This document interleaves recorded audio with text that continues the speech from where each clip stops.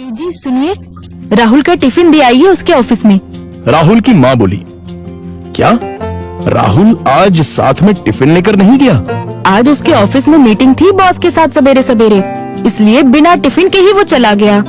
ठीक है, मैं दे आता हूँ। राहुल के पिता तैयार होने के लिए कमरे में चले गए। एक दिन पहले, माँ, मेरे दोस्त के पिताजी भी टीचर थे। उन्होंने देखो कैसे आलीशान बंगला खरीदा है। नहीं तो मेरे पापा, हम आज भी इस किराए के मकान में रहते हैं। राहुल गुस्से से बोला। राहुल, तुम्हें पता नहीं शायद, पर तुम्हारे पापा घर में सबसे बड़े थे, इसलिए 2 बहन और 2 भाइयों की शादी उन्हें ही करनी थी, और साथ में तुम्हारी पढ़ाई का खर्चा, और तुम्हारी बड़ी बहन की शादी भी तो थी। किसने किया ये सब? क्या फायदा इन सब का? उनके भाई बहन अब बंगले में रहते हैं। कभी उन्होंने सोचा है कि अपना भाई किराए के मकान में रहता है तो उसके लिए एक छोटा सा घर खरीद के दे दे? ये सुनकर माँ की आंखों में आंसू आ गए। उन्हें समझ नहीं आ रहा था कि जन्म दिया बेटा अपने बाप के बारे में ऐसी बातें कर रहा है। फिर माँ बोली, तुम्हारे पिता ने अपना कर्तव्य निभाया, अपने भाई बहनों से कभी किसी चीज की उम्मीद नहीं की। राहुल पागलों जैसा बोल रहा था। अच्छा वो ठीक है, पर पिताजी लड़कों की ट्यूशन लेते थे।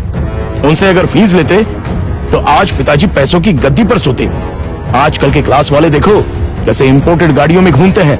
लेकिन तुम्हारे पिता के कुछ उसूल थे, ज्ञान बांटने के, पैसे नहीं लेने के, इसलिए तो उन्हें ढेर सारे पुरस्कार भी मिले। पता भी है तुम्हें? ये सुनते ही राहुल जोर से चिल्लाया, क्या फायदा इन पुरस्कारों का? क्या उनसे हमारा मकान बनेगा? पड़े हैं धूल खाते उस कबाड़ खाने में, कोई नहीं पूछता है उनको। तभी दरवाजे की बेल बजती है। पिताजी ने अपनी बातें तो सुन नहीं ली ना। इस डर से राहुल का चेहरा उतर गया, लेकिन पिताजी किसी से बात किए बिना ही अपने कमरे में चले गए। ये था कल का झगड़ा, और आज मोहनलाल ने साइकिल को टिफिन लगाया और कड़ी धूप में राहुल के ऑफिस पहुंच गए। कड़ी धूप होने के कारण वो थक गए थे। ऑफिस पहुंचने पर उनको सिक्योरिटी गार्ड ने रोका। राहुल सर को टिफिन देना था, क्या मैं अंदर जा सकता हूं? मोहनलाल ने पूछा। अभी नहीं दे सकते, वो बॉस के साथ मीटिंग में है। जब मीटिंग खत्म होगी तब दे देना। चलो यहां से हटो, बॉस तुम्हें देखना नहीं चाहिए। अगर बॉस को दिख गए तो मेरी हालत खराब हो जाएगी। चलो जाओ उधर, गार्ड बोला। मोहनलाल कुछ ही दूरी पर धूप में खड़े रहे। मीटिंग 1 घंटे से ऊपर तक चली। उनके पैर में दर्द होने लगा। तभी ऑफिस के केबिन का दरवाजा खुलने की आवाज आई। बॉस के पीछे पीछे राहुल भी आया। धूप में खड़े हुए पिताजी को देखकर वो मचलाया। चलते चलते बॉस की नजर मोहनलाल पर पड़ गई। गाड़ी में बैठने की बजाय वो वहीं खड़े रहे। वो सामने धूप में कौन खड़ा है? उन्होंने गार्ड से पूछा। अपने राहुल साहब के पिता हैं, टिफिन देने आए थे। गार्ड डरते हुए बोला। बुलाओ उन्हें। राहुल घबरा गया, उसके पसीने छूट गए। उसे अपने पिता पर बहुत गुस्सा आया। गार्ड के बुलावे पर मोहनलाल अंदर आए। बॉस उनके पास गए और बोले, आप मोहनलाल सर हैं ना? सरकारी स्कूल में आप ही टीचर थे ना? हाँ, पर आप कैसे पहचानते हैं मुझे? कुछ समझने से पहले ही बॉस ने मोहनलाल के पैर छुए। राहुल और सब लोग ये देखकर हक्का बक्का रह गए। सर, मैं विजय, आपका स्टूडेंट था। आप मुझे पढ़ाने के लिए घर आते थे। हाँ, याद आया। बाप रे, तुम तो बहुत ही बड़े हो गए हो। विजय मुस्कुराया और बोला, सर आप यहाँ धूप में क्या कर रहे हैं? चलिए अंदर बैठते हैं, बहुत सारी बातें करनी है आपसे। सिक्योरिटी, तुमने इन्हें अंदर क्यों नहीं बिठाया? सिक्योरिटी ने शर्म के मारे गर्दन नीचे कर दी और बोला, सॉरी सर, गलती हो गई। इस पर मोहनलाल बोले, इसमें इसकी कोई गलती नहीं है, आपको डिस्टर्ब ना हो इसलिए मैं ही बाहर खड़ा हुआ था। ओके। विजय ने मोहनलाल का हाथ थामा और उनको अपने केबिन ले गया। बैठिए सर, अपने कुर्सी की तरफ उंगली करते हुए विजय बोला। नहीं, ये कुर्सी तो तुम्हारी है।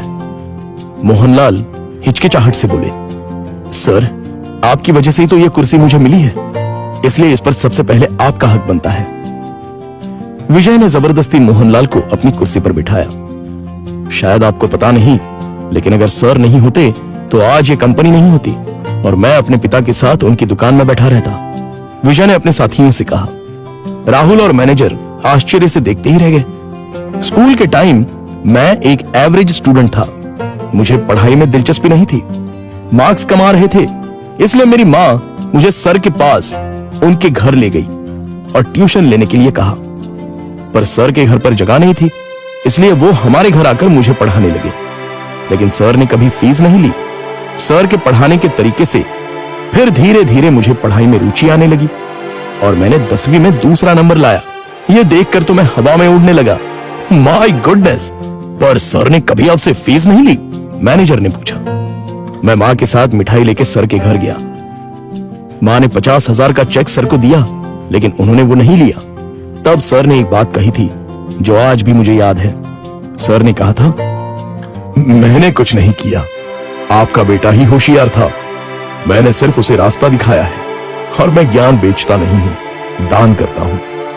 फिर मैंने 12th करने के बाद MS किया और अमेरिका जाकर पढ़ाई की और वापस आने के बाद ये कंपनी स्टार्ट की। एक पत्थर को सर ने हीरा बना दिया।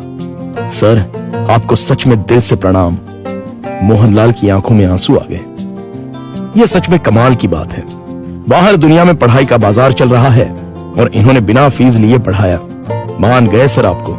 ऐसे लोग उसूल के पक्के होते हैं। इन्हें पैसों की और पुरस्कार की भी चाह नहीं थी।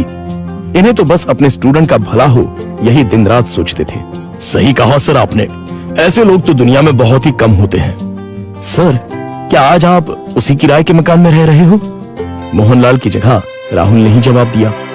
हाँ सर, उसी किराए के मकान में रहते हैं। आज मैं अपने सर को गुरु दक्षिणा दूंगा।